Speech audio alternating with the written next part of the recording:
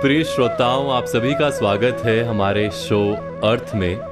आप ये शो सुनते हैं मेरे यानी सौरभ राज जैन के साथ सिर्फ और सिर्फ 92.7 बिग एफएम पर। आज का अपना कार्यक्रम अर्थ शुरू करते हैं शुभकामना के विषय पर। जी हाँ, शुभकामनाएं, दुआ, स्नेह भावना, सदिच्छा, ये सब वे भावनाएं हैं जो समाज आपको अपने गुणों के कारण देता है। वैसे साधारण रूप में ये किसी को बेकार की बातें लग सकती हैं, लेकिन किसी के भी जीवन में इन भावनाओं का बेहद खास स्थान होता है। हम जो भी कर्म करते हैं उसके अनेक पहलू होते हैं, लेकिन सबसे महत्वपूर्ण होता है अपने साथ साथ किसी और के मन को संतोष देना। जब किसी के मन को संतोष मिलता है तो वो हमारे लिए मन की गहराइयों से दुआ करता है। एक ब्रेक के बाद हम विचार करेंगे कि क्या है जीवन में शुभकामनाओं का स्थान। तब तक सुनिए ये 3 गाने। मैं सौरभ राज जैन लौटूंगा लेकर अर्थ सिर्फ 92.7 बिग एफएम पर। आप सभी का एक बार फिर से स्वागत है अर्थ पर। मैं हूं सौरभ राज जैन। अर्थ पर आज हम विचार कर रहे थे कि हमारे जीवन में शुभकामनाओं का क्या स्थान है। अगर जीवन में लोग आपके प्रति सहनशील हैं तो समझिए कि आपने जीवन का सच्चा उपयोग किया है। इसके उलट यदि अनेक लोग एक साथ आपको नापसंद कर रहे हैं और आपके पतन के लिए, आपको नीचा दिखाने के लिए कोशिश कर रहे हैं, तो समझिए कि आपने जीवन को मात्र अपने लिए ही उपयोग किया है। जब आप संसार के लिए जीवन का एक हिस्सा समर्पित कर देते हैं, उसके लिए त्याग और सद्भावना रखते हैं, तो लोग आपके भले और मंगल की कामना करने लगते हैं। और जितने लोग आपके लिए मंगल भावनाएं रखते हैं, उतना ही समाज में आपका विरोध भाव कम हो जाता है। ये एक प्रकार से आपका समाज में किया गया एक निवेश यानी एक इन्वेस्टमेंट होता है। इस निवेश के प्रतिफल या कमाई का अंदाजा नहीं लगाया जा सकता, लेकिन ये आपके मन को शांति देती है, आपको खुशी देती है।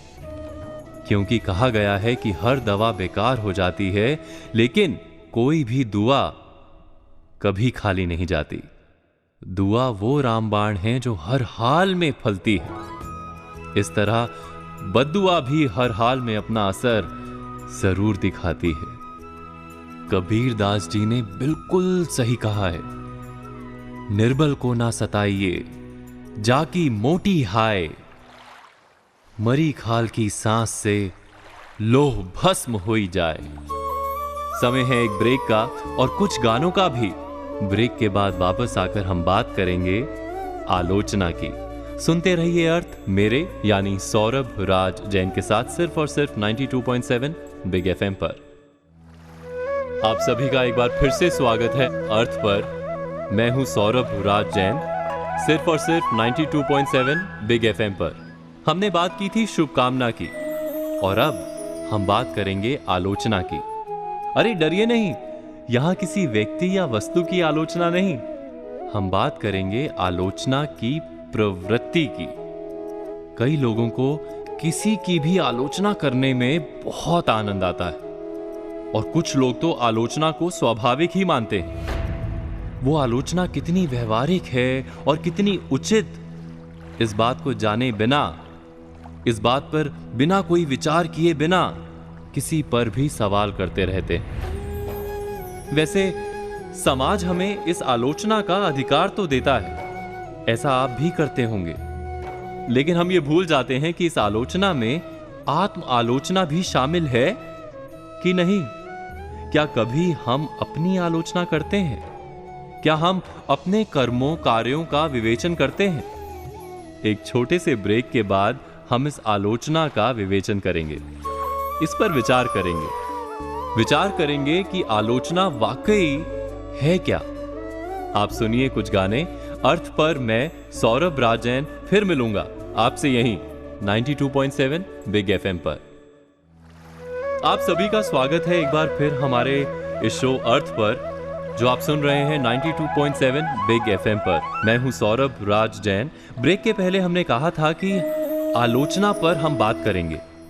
आलोचना का मूल अर्थ है किसी भी वस्तु या व्यक्ति के गुण और दोष, इन दोनों पर निष्पक्ष रूप से विचार कर उसके मूल्य, महत्व आदि का आकलन करना। लेकिन हम क्या करते हैं? किसी पर एकांगी आरोप लगाते हैं, निंदा करते हैं, केवल कमियां गिनाते हैं। इसे ही हम आलोचना कहते हैं ना?